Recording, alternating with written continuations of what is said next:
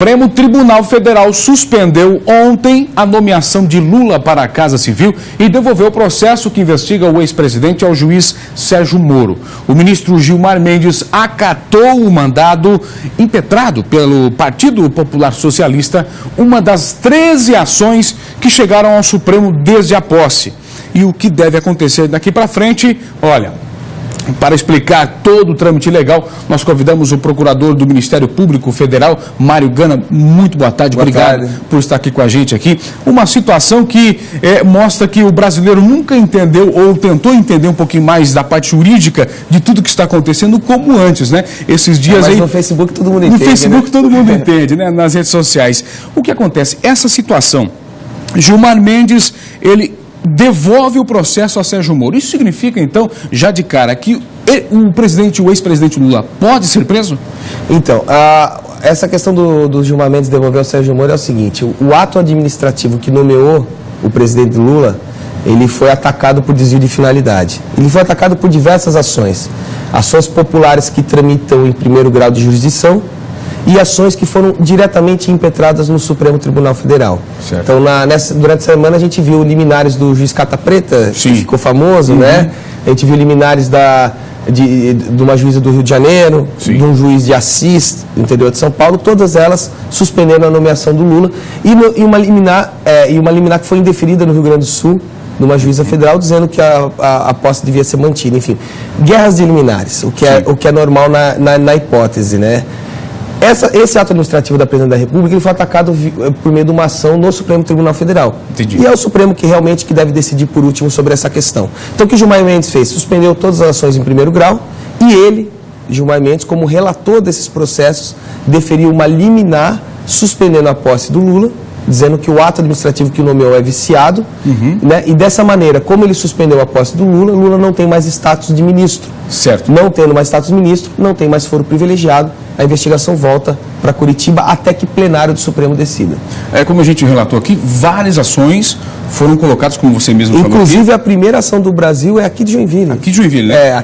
Do Dr. Rafael Facnello. Isso, exatamente, que nós mostramos até, inclusive, aqui no Jornal do Meio-Dia. São muitas ações. Agora, a presidência, ela defende a ideia, como você falou que o Gilmar Mendes já fez isso, mas defende a ideia de que todos esses processos sejam julgados direto de Brasília. É uma ação correta? É uma ação correta. Para evitar guerras liminares em ações coletivas, o Supremo ele pode suspender as ações em primeiro grau, coisa que o fez, e ele, Supremo, decidir. Certo. Foi o que o relator do caso, o Dr. Gilmar Mendes, fez. Ele, na qualidade de relator, deferiu uma liminar, suspendendo a posse do Lula e, portanto, retirando o foro privilegiado de Lula como ministro. Foi exatamente o que o Gilmar Mendes fez. Agora é o seguinte, a questão dos grampos, né? Tão questionado e viralizou nas redes sociais, todo mundo escutou os áudios. A presidência defende a ideia de que esses grampos são ilegais e que eles jamais poderiam ser gravados. É fato isso? Não, a questão do grampo é até meio complicado a presidente da República vir a público e fazer afirmações tão falsas quanto essas. É falsa essa informação? É uma afirmação falsa, o que é lamentável, né? A gente trabalha numa democracia, a gente tem que respeitar as leis e as instituições.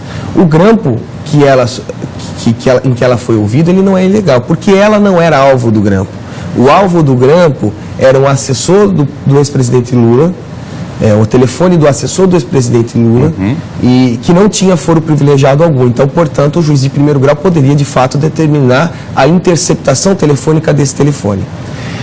Uma vez determinada a interceptação telefônica do telefone de alguém que não tem foro privilegiado, pode ser que durante essas conversas haja a escuta fortuita de autoridades com foro privilegiado, como foi o caso da Presidente da República. Sim. Essa escuta fortuita é possível, ela é legal e não tem nada de ilegal nisso. Inclusive, essa semana, o próprio Supremo Tribunal Federal ele decidiu no caso Demóstenes Torres, ex-senador da República, que foi ouvido fortuitamente falando com Carlinhos Cachoeira, que era um dos líderes do crime organizado no Mato Grosso. Perfeito. Nessa ocasião, o juiz de primeiro grau determinou a interceptação do Carlinhos Cachoeira, né? E o Demóstenes, senador, foi ouvido fortuitamente. E o Supremo disse, não, isso é legal.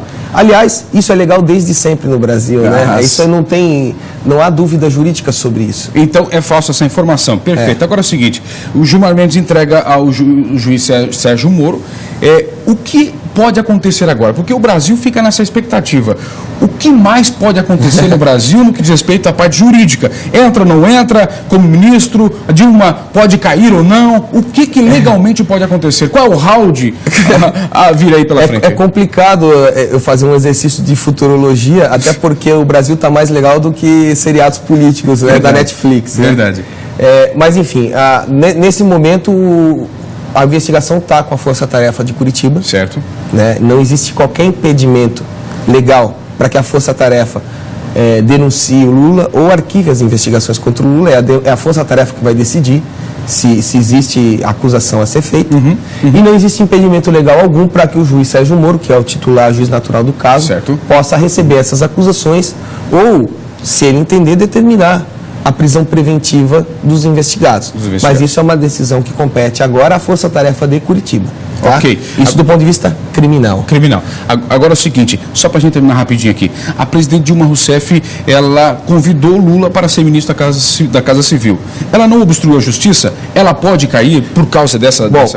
Só para a gente terminar rapidinho. Essa é uma questão que tem que ser analisada. A presidente Dilma, ela é autoridade com foro privilegiado pelo fato de ser presidente. Okay. E seus atos têm que ser avaliados pelo Procurador-Geral da República. É ele a autoridade competente para qualquer tipo de punição criminal da presidente da República. É ele que vai fazer essa análise. Então a bola agora está com o Procurador-Geral da República, que poderá determinar investigações para definir se houve responsabilidade pessoal criminal da presidente da República. Certo. A análise é do Procurador-Geral da República, tá?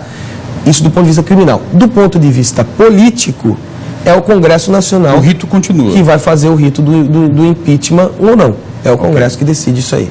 Primeiro na Câmara, depois no Senado. Tá certo. Obrigado, doutor, pelas explanações aqui a respeito dessas questões jurídicas que o povo precisa entender um pouquinho mais. Nós precisamos, né, entender todo esse trâmite que é bem complicado. É complicado. Tá certo. E convidar o pessoal para me seguir nas redes sociais, que eu tenho explicado isso nas redes sociais, explicado essas questões técnicas. O Facebook Mário Gana, G-H-A-N-N-A. Perfeito, é isso aí. É só acessar lá e já vai ter mais explicações. Ali tem as explicações técnicas desses fatos aí. Tá certo. Muito obrigado. Obrigado a vocês. Valeu. Tchau, tchau.